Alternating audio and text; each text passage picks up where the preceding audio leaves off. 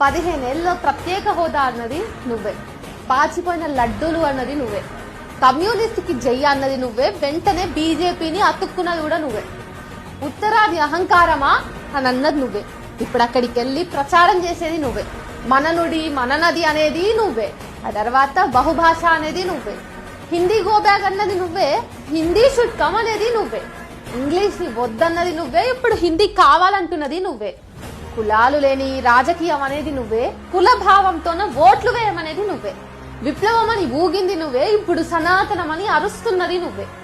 ఇలా ఒకటా రెండా ఎన్ని చెప్పమంటావు? నీ మాటలు ఇష్టానుసారం, నీ చేతలు ఇష్టానుసారం, నీ స్వార్థం కోసమో పెన్ డ్రైవ్ కోసమో నువ్వు లొంగిపోయావు. మన రాష్ట్రానికి అనుకున్నా, ఇప్పుడు ఇతర రాష్ట్రాలకి ప్రమాదకారిగా మారావు.